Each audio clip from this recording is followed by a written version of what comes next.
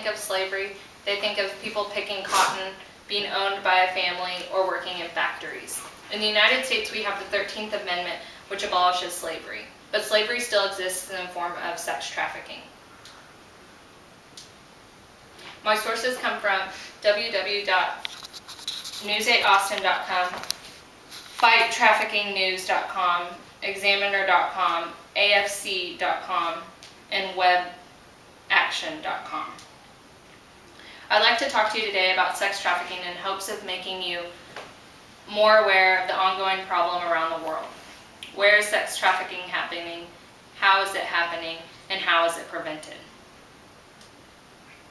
Sex trafficking is not only in foreign countries, it happens everywhere, including Texas. Sex trafficking happens more frequently than one might think. It happens in the towns that we live in, and the people that live in the towns don't even know it. Austin Police Department recently arrested 2 men in a sex ring last month, accused of forcing female immigrants to serve as prostitutes for payment for getting into the United States. This tactic is just one of the ways that they lure women into this disturbing business. They prey on females from Honduras, El Salvador, Guatemala, and Austin. On August 26, 5 men and 1 woman were arrested in Texas for conspiracy on sex trafficking, child, and for forcing adults to be prostitutes. They lure women by telling them they are working in modeling studios, health spas, massage parlors, and bikini bars in Houston. Business is advertised in sexually oriented publications and websites. Women as young as 16 were transported from Kansas, Nevada, Arizona, and Florida. They are coerced into prostitution through beatings and threats.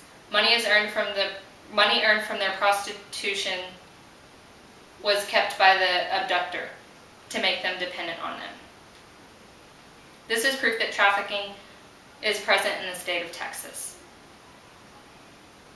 There are a number of common patterns in which luring victims into sex trafficking: a promise of a good job, a false marriage proposal, and being sold into sex trade by parents, husbands, boyfriends, or friends, being kidnapped by the trafficker, as well as the trafficker using debt bondage. Debt bondage is where they say that they owe them something and they must work it off. Traffickers use a variety to condition victims.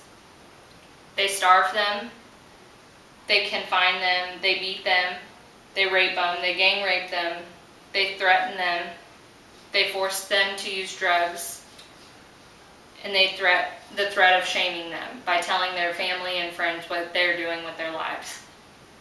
Victims also face health risks and psychological risks.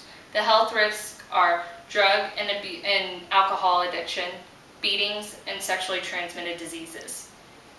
Psychological risks are mind and body separation, fear, distrust, hatred in men, self-hatred, suicide, and suicidal thoughts.